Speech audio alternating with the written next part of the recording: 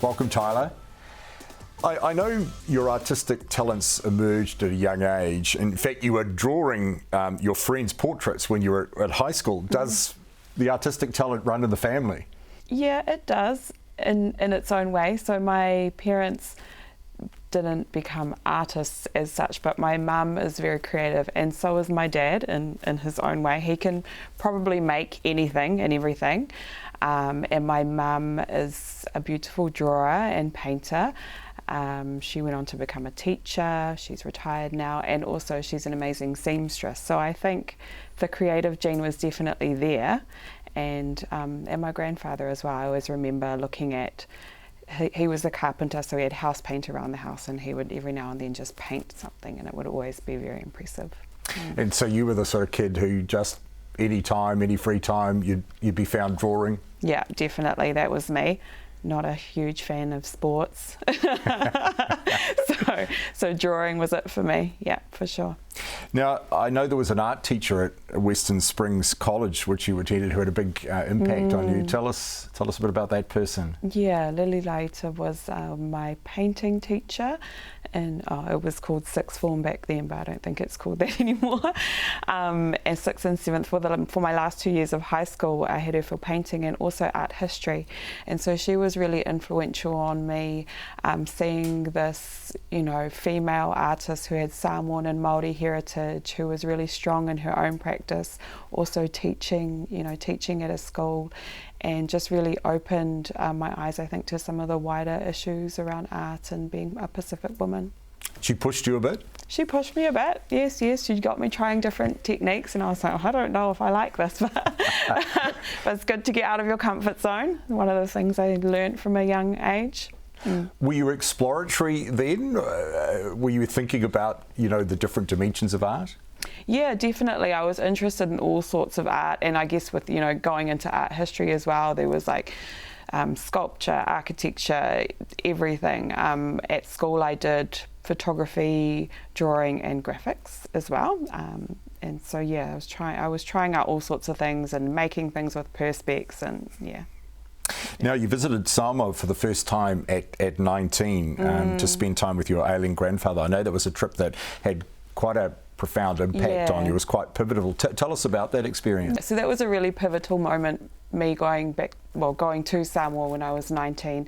I'd grown up knowing that I had this heritage, but actually visiting the land, and I think it was a feeling too, that feeling, almost like a homecoming and a reconnecting with my grandfather, who I hadn't seen probably since I was in primary school.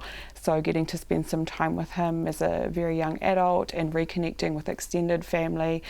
It was a really special time, and it made me really understand the importance of family and honouring, what he came over to New Zealand for as well. Did it change you in terms of where your outlook might have been heading at the time? At the time, I don't think it did, but like looking back on it, it's quite interesting. Like a lot of my cousins would ask me to draw tattoos on them. So I was this 19-year-old in the village with a pen drawing, Samoan patterns, and I still have the photographs from that. So yeah, I think it definitely helped push me further towards the path where I am now. Yeah, and little realising at the time that was going to be your pathway. Yeah. Yeah.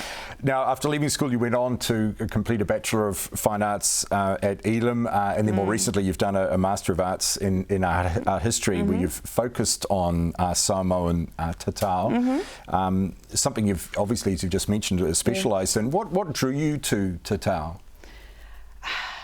Such a big question. It was like all the things for me. Tatau was like all the things coming together. It was like art, my family, my community, being able to work with people, to give back. Everything made sense. I always loved tattoos, and I was very interested in Tatau when I started to learn about, the significance of Samoan tattooing in high school. When I was researching the topic, I was fascinated. I mean, this goes back 3,000 years. It's a whole dimension of Samoan culture that's perhaps not widely known outside of Samoa itself. Oh, it's gained a lot of popularity, like in wider mainstream tattooing, and we have, the Suluape family to credit for that, who were travelling internationally since the 1980s. So it is, and thank you to the internet as well. Right. So those that are aware of tattoo culture are definitely aware of Samoan tattooing. But I think there is maybe perhaps a lack of understanding about it's how intertwined it is with Samoan culture. Like it's very much a part of our culture and our values in everyday life. It's not just this aesthetic thing that happens over here. So it's very intertwined. And when you did your masters, it must be fascinating exploring some of this early history. Yeah. What did you discover during that process?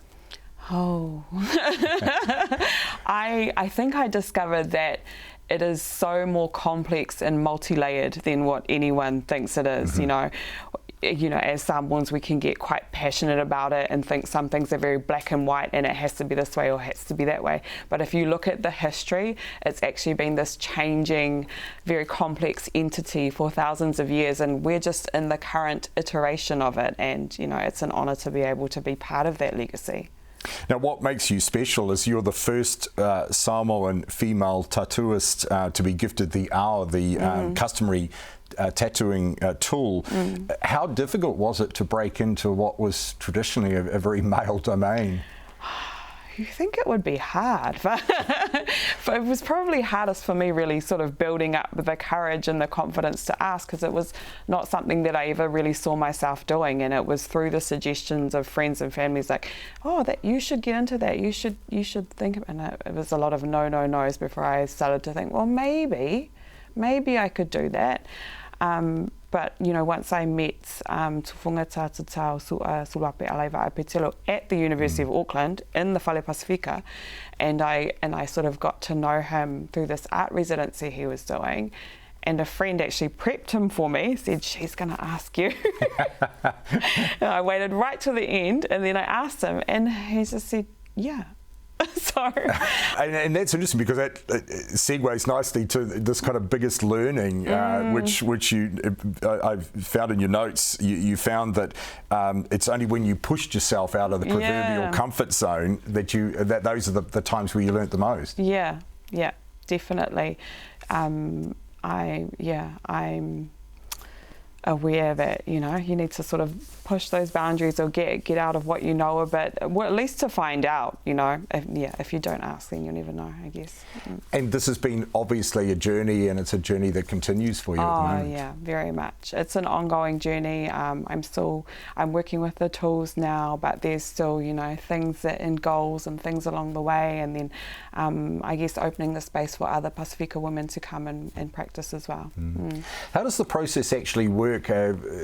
You sit down with somebody and design the tattoo, the whole process. How does it work? Yeah, well, it's all around, you know, talanoa discussion. I guess what we're doing, we sit down, we meet, we talk about, you know, your family history, where you're from, the things that you might want represented within your tatau, and while we're doing that, I'm probably drawing on you with a pen. So there's no paper, because paper is flat and bodies are round.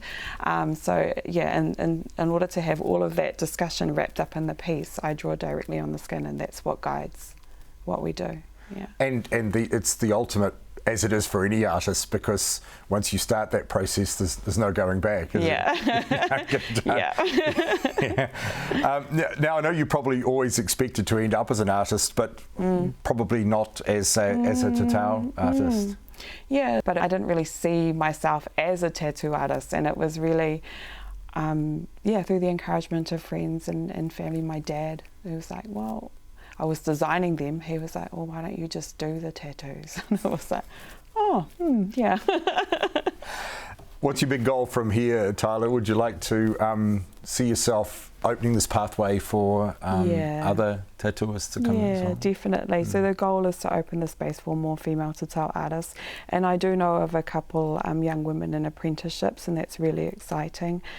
You know, to be a good role model for my children and for other young Pasifika children in Aotearoa, wanting to connect with their heritage, really, yeah.